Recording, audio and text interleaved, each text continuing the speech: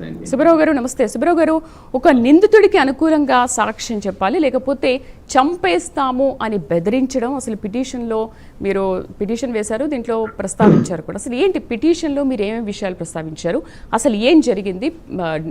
సాక్షుల్ని బెదిరించడం కానీ, అలా నిందితుల్ని చంపేస్తామని బెదిరించడం కానీ, ఇవన్నీ ఎంతవరకు కరెక్ట్?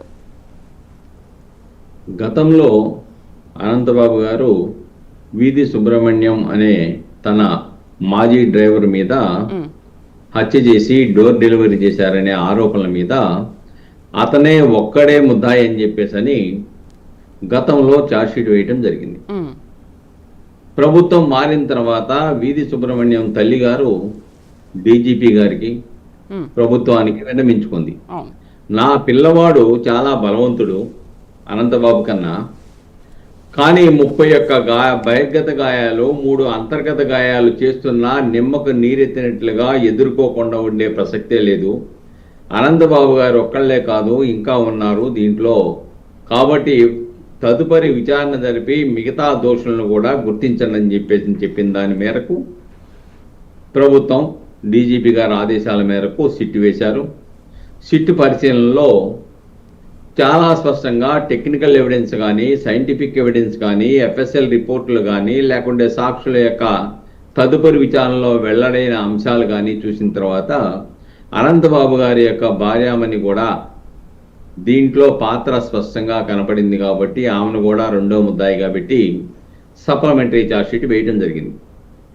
దీని మీదే డిఫాల్ట్ బెయిల్ కోసం అనంతబాబు గారు సుప్రీంకోర్టును ఆశ్రయించారు గత ప్రభుత్వ హయాంలో. అది ఫైనల్ హియరింగ్ మొన్న వచ్చినప్పుడు సుప్రీంకోర్టు చాలా స్పష్టంగా చెప్పింది, సాక్షులను ప్రభావితం చేయకూడదు, బెదిరించకూడదు.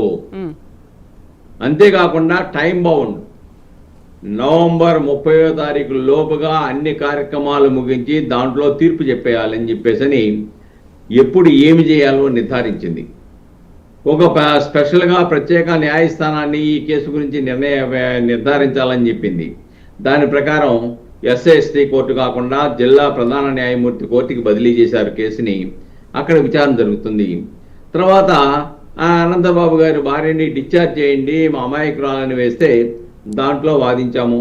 కింద కోర్టు వారు ఆ యొక్క సాక్ష్యాలను పరిశీలించి ఆమెను డిశ్చార్జ్ చేశారు. డిశ్చార్జ్ చేయమని పిటిషన్ కొట్టేశారు. సుబ్బారావు గారు తర్వాత హైకోర్టుకు పోయారు. ఇప్పుడు ఈ బెదిరించారు, అనుకూలంగా సాక్ష్యం చెప్పకపోతే అక్కడికి వస్తున్నా అంటే నేను అనేది ఏంటంటే, ఇప్పుడు ఈ విషయాలన్నీ అనంతలక్ష్మిని ఇంటరాగేషన్ చేసిన తర్వాత వచ్చినా, లేకపోతే ఇంతకు ముందు నుంచి కూడా ఉన్నాయా?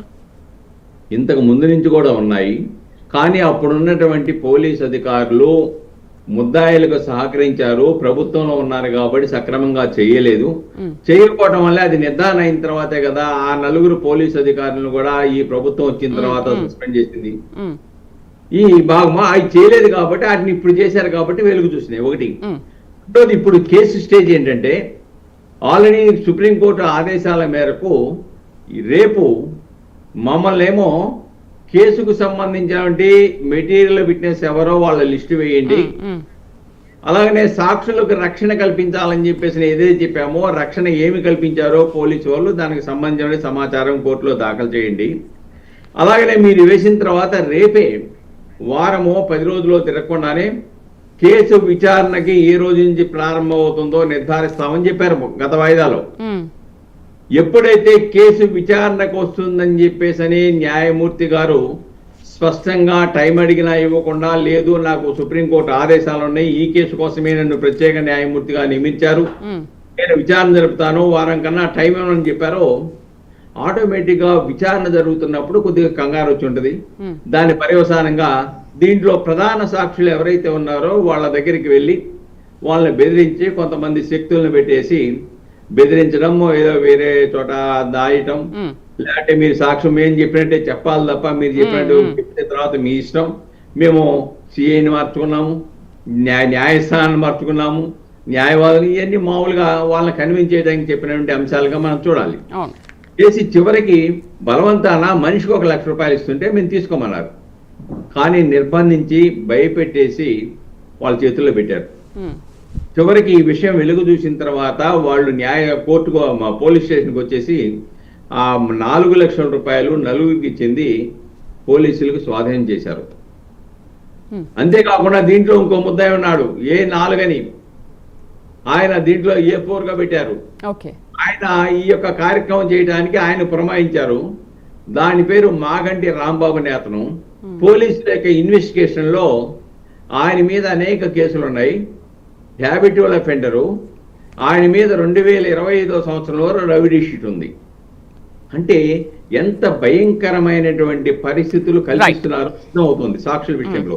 దాని మీదే సర్పవరం పోలీసు వాళ్ళు దాని మీద అనంతబాబు గారి మీద, అలాగనే మిగతా ముగ్గురు మీద ఎవరైతే ప్రోత్సహించారో పెట్టారో ఇంకెవరున్నారో కూడా విచారణ చేస్తా ఉన్నారు.